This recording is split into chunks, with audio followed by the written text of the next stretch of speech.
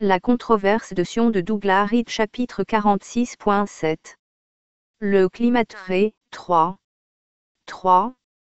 Les années d'apogée, partie 6 et fin. Nul doute que la proposition d'attaque nucléaire commune américano-soviétique envers l'Angleterre était impensable à cette époque, mais en réalité les deux pays agirent ensemble contre l'Angleterre de manière différente, qui se combinèrent pour générer une pression énorme des deux côtés. Sir Anthony Eden s'était engagé sur des rapides torrentiels dans un fragile canoë. Il y a en Amérique un instinct matricide constant et latent envers l'Europe en général et l'Angleterre en particulier, on ne peut l'expliquer, mais on doit toujours le prendre en compte, instinct qui est le plus facilement activé par l'accusation de colonialisme. Le fait que l'Amérique soit la plus grande puissance coloniale au monde, car je ne vois aucune différence valable entre l'expansion outre-mer et l'expansion outre-terre, sans.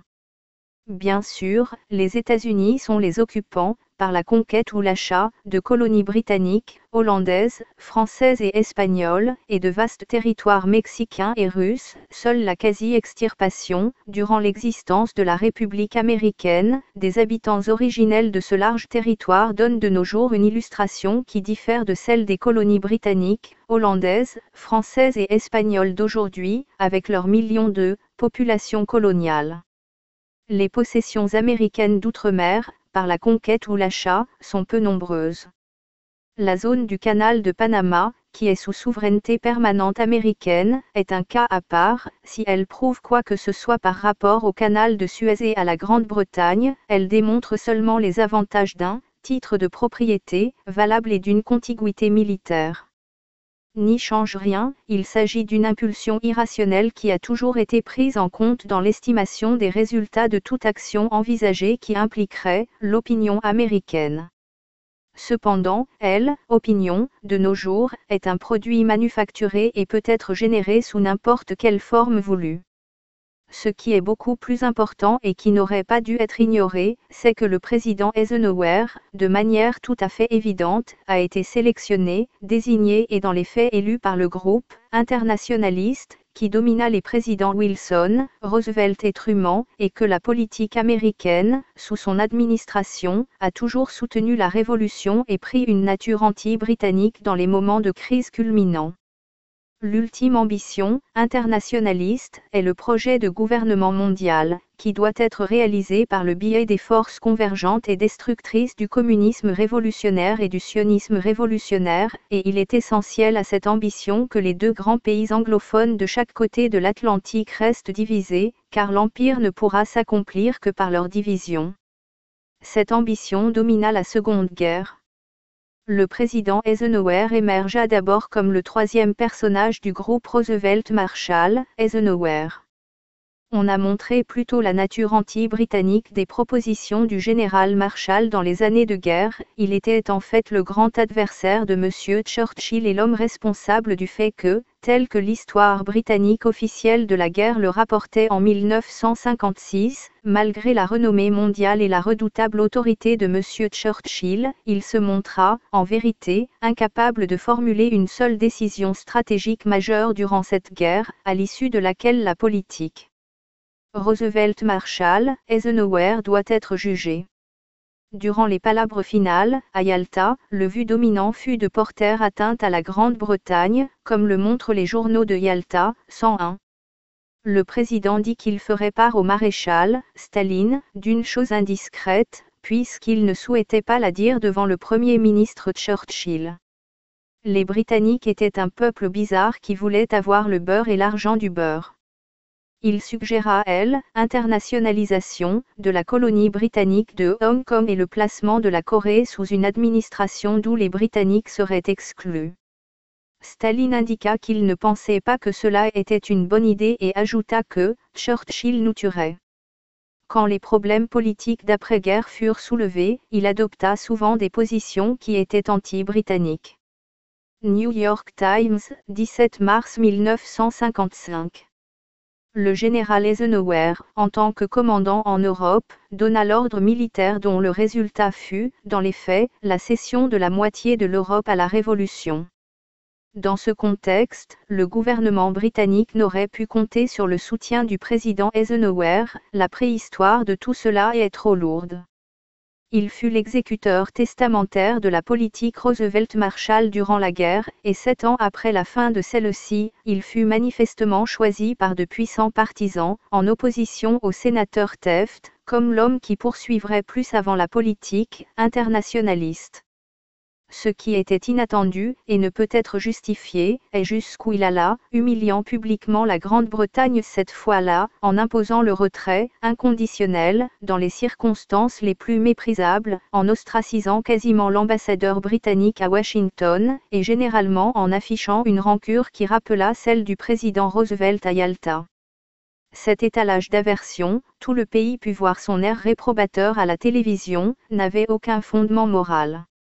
La pression sur la Grande-Bretagne de se retirer du canal, et la pression suivante sur la Grande-Bretagne de se joindre à l'Amérique dans l'insulte provocatrice envers l'Égypte, qui fut le véritable début de la crise de guerre de 1956, émanèrent de la Maison-Blanche. De plus, cela arriva au moment du massacre en Hongrie, et à part le fait de dire que sa sympathie allait aux victimes, le président américain et son administration ne réagirent pas dans cette affaire beaucoup plus grave. En cela, une fois encore, il était en accord avec les actes précédents, l'abandon de la promesse de répudier Yalta, après son élection en 1952, et l'ordre aux armées alliées de faire halte à l'est de Berlin en 1945. La conséquence de tout cela fut la continuation de ce soutien à la Révolution, qui fut le principe dominant de la politique nationale américaine durant 2 guerres. Une grande leçon fut apprise grâce aux événements d'octobre et novembre 1956. Ils montrèrent que, si elle est suffisamment choquée, quelque chose comme l'opinion mondiale peut s'exprimer par les débats contradictoires de la société de conférence connue sous le nom de Nations Unies, à New York. La démonstration d'aversion fut écrasante dans les 2 cas, celui de l'attaque de l'Égypte et celui du massacre soviétique en Hongrie. De plus, ils montrèrent que comme instrument susceptible de donner du poids à toute condamnation morale de ce genre, les Nations Unies sont totalement impuissantes. Dans le cas le plus grave, celui de la Hongrie, elles ne purent absolument rien faire, parce que les Soviétiques occupaient les lieux et les États-Unis ne réagirent pas. Dans l'autre cas, celui de l'Égypte, un résultat immédiat ne fut produit que parce que ces 2 pays, les États-Unis et l'Union des républiques socialistes soviétiques, s'unirent contre la Grande-Bretagne, l'un avec des quasi-mesures de guerre, le refus des fournitures de pétrole, et l'autre directement avec des menaces de guerre. En fait, le retrait britannique de Suez s'effectua avec la collaboration américano-soviétique, étant que les internationalists seront en mesure de contrôler la machine à sélection et à élection américaine, un grand danger continuera à peser sur le monde. Et le pacte Eisenhower-Bulganin n'est pas en soi plus impensable, dans les circonstances de ce siècle, que ne le fut le pacte Hitler-Staline en 1939, en tous les cas, l'intention déclarée, écraser le communisme, est la même dans les 2 cas. Si le gouvernement britannique avait confiance en la pression sioniste à Washington, et cela avait abouti au retrait britannique de Palestine et à la création d'Israël en 1947 à 8, ce fut une autre erreur de calcul à ce moment particulier. Il ne tint pas compte de l'effet de choc de l'attaque israélienne et de l'effet de choc plus important de l'attaque britannique et française, qui fit que les yeux du monde se tournèrent principalement sur la Grande-Bretagne et conforta beaucoup le président Eisenhower dans sa décision d'adopter l'attitude morale. Donc, le gouvernement britannique se retrouva pris entre des menaces d'attaque soviétique d'un côté, et de l'autre une hostilité qui apparemment le surprit, de la part de la Maison-Blanche. La nécessité vitale fut bloquée, et les fournitures en pétrole de la Grande-Bretagne furent bloquées avec elle. Apparemment, il se tourna en toute confiance vers le gouvernement américain pour arranger les choses, et apprit qu'il ne pouvait espérer aucun pétrole américain tant qu'il ne sortait pas. À ce moment-là, tout le poids de l'affaire retomba sur la Grande-Bretagne. Les représentants britanniques à Washington furent reçus froidement et découvrirent qu'on refusait de débattre de tout sujet d'importance avec eux. On leur fit comprendre qu'ils pourraient revenir s'ils le souhaitaient, dans leur quête de pétrole, quand la Grande-Bretagne serait sortie. Le président américain, durant ces jours-là, alla beaucoup plus loin que nécessaire dans l'humiliation publique du gouvernement britannique, et on doit en chercher la raison dans le sentiment anti-britannique révélé dans les actes et paroles avérés de son protecteur, le président Roosevelt. Toute l'histoire des machinations gouvernementales américaines dans cette affaire, durant sa présidence, le privait de motif pour une attitude de franche indignation. Malheureusement, les humiliations britanniques étaient méritées. L'attaque de l'Égypte fut désastreuse sur tous les points majeurs, dans son apparence évidente de complicité avec Israël, dans son exécution au moment exact de la défaite soviétique en Hongrie, et dans son indécision et son inefficacité, une fois débutée. Sir Anthony Eden, miné par la pression et politiquement ruiné, se retira en Jamaïque pour récupérer. Le retrait inconditionnel des Britanniques et des Français, non de l'agresseur originel, Israël, commença. Une force internationale, rassemblée à la hâte par les Nations Unies apparut sur le canal de Suez, 102.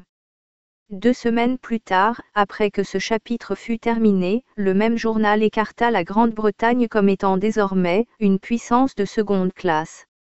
Et attendit là, se demandant ce qu'elle était censée faire. La popularité du président Nasser monta en flèche dans le monde arabe, le canal resta bloqué, l'Égypte déclara qu'elle ne céderait pas un pouce de territoire égyptien, Israël commença à se plaindre de antisémitisme, en Égypte. 3 semaines après l'attaque, Khrouchtchev, le leader communiste soviétique, en état d'ébriété, se moqua des ambassadeurs britanniques et français lors d'une réception à l'ambassade polonaise à Moscou. Vous dites que nous voulons la guerre, mais vous vous êtes mis maintenant dans une situation que je qualifierais de stupide. Vous nous avez donné une leçon en Égypte. Qui pourrait le contredire ? Une semaine plus tard, le New York Times jaugea la balance, la Grande-Bretagne et la France ont misé et semblent être en train de perdre de façon désastreuse. Jusque-là, Israël est sorti de la crise dans une position relativement meilleure, 25 novembre. La même édition rapportait en détail les remarques d'un membre du Parlement israélien, un certain M. Michael Azani. M. Azani a expliqué sa théorie selon laquelle l'échec de la Grande-Bretagne et de la France à conclure leur objectif concernant le canal de Suez était une chance pour Israël. Les Israéliens se sentent moins isolés aujourd'hui qu'avant leur percée du 29 octobre au Sinaï qui leur a aliéné leurs amis et a hérissé leurs ennemis partout dans le monde. Les Israéliens se sont délectés de leur nouvelle amitié avec la France qui a fourni les outils qui ont permis à leurs forces armées de battre les Égyptiens à plate couture. Il y a quelques semaines, les Israéliens ont eu peur quand ils ont craint d'avoir amené le monde au bord d'une guerre thermonucléaire. La panique initiale s'est dissipée, les menaces sont vues comme des tactiques dans une guerre des nerfs. Certains membres de la Knesset ont dit qu'Israël aussi pouvait jouer à ce jeu, alors ils demandent pourquoi Israël n'exploiterait pas sa capacité actuelle à embêter le monde pour inciter la grande puissance à pousser l'Égypte et les autres États arabes à négocier la paix. Ces phrases montrent peut-être au lecteur le peu d'espoir de répit qu'aura le monde tant que l'aventure sioniste ne sera pas liquidée. Le fiasco est le sort inévitable de tous ceux qui s'associent avec elle, parce que sa propre fin inévitable sera un fiasco, mais le poids de chaque désastre doit retomber, et retombera toujours sur ses associés, non sur les auteurs originels de cette folle ambition. Aujourd'hui, elle affecte toutes les relations sensées entre les nations, contrariant celles qui n'ont aucun motif de discorde, en fourvoyant certaines dans des entreprises qui ne peuvent en aucun cas leur apporter quelque chose de positif, et suscitant des menaces de guerre mondiale chez d'autres. Dans le cas de l'Angleterre, qui par cet acte fut réimpliquée dans le marasme d'où M. Ernest Bevin l'avait extirpé en 1947 à 8, les pénalités furent si lourdes que, si le processus entier de l'implication dans le sionisme était comparé à 13 marches jusqu'à la potence, on pourrait dire qu'on en était à la 12e, la seule chose qui pouvait arriver de pire à l'Angleterre à cause de cela était la calamité suprême. Déjà, à cette occasion, l'avertissement à propos de la désintégration du Commonwealth fut entendu du plus haut lieu en dehors de l'île britannique elle-même, et à aucune autre occasion cela avait-il été ne serait-ce qu'un vague péril. L'Angleterre fut mise sur le banc des accusés, aux côtés d'Israël et de la France, face au monde, et réprimandée comme un gredin. Elle découvrit soudain des menaces alarmantes s'élevant de tous côtés.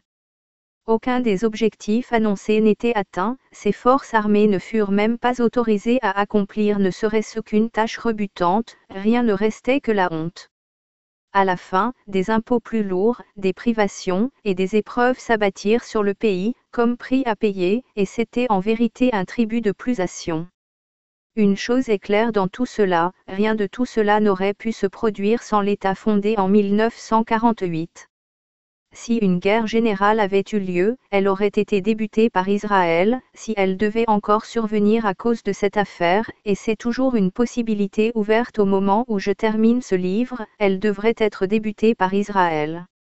Pour ma part, si j'avais pu me persuader que l'attaque britannique de l'Égypte fut réellement motivée par l'inquiétude concernant les intérêts britanniques, je l'aurais accepté, persuadé que le gouvernement britannique savait des choses que j'ignorais, qui d'une manière ou d'une autre justifiaient ce qui semblait, selon toute apparence extérieure, indéfendable et voué à l'échec. Je ne peux me persuader d'une telle chose. Ce n'était que le dernier faux pas dans la tragédie d'erreur qui commença avec l'engagement britannique originel envers le sionisme en 1903, j'ai retracé toutes ces erreurs dans ce livre. Je pense que cela est clairement implicite, d'après ce qu'on entendit sur les bancs du gouvernement à la Chambre des communes à l'issue du fiasco. Sir Anthony Eden étant en Jamaïque, la tâche de la justification échoua à ses collègues et l'un d'eux, M. Anthony Eden, le ministre de la Défense, ne fit aucunement reposer la justification sur un intérêt britannique, mais sur l'affirmation d'avoir évité une Israël paralysée, un Tel Aviv bombardé et un monde arabe uni. Une fois encore, je n'ai pas le texte, je cite le New York Times, je considère que les politiciens doivent être en accord avec ce que le monde comprend d'après leurs propos. Or, le corollaire de ce qu'ils affirment avoir accompli est un monde arabe désuni, un port Saïd bombardé, et une Égypte endommagée. Parmi ces trois choses une seule a été accomplie, le bombardement, les autres n'ont pas été réalisées. Quel intérêt britannique peut-il être servi en désunissant le monde arabe et en paralysant l'Égypte ? Quel Anglais aurait-il soutenu cette action si elle lui avait été posée en ces termes avant d'être entreprise ?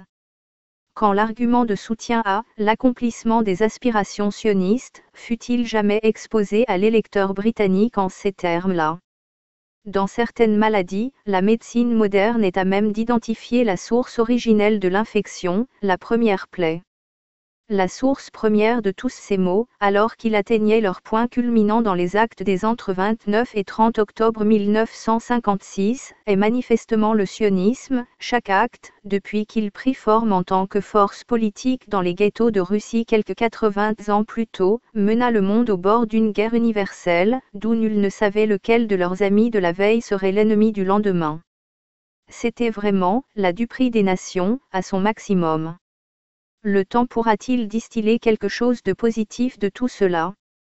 Manifestement, il le peut, et le fera. Il n'y a que pour les contemporains que l'agitation gratuite dans laquelle nous vivons est rageante.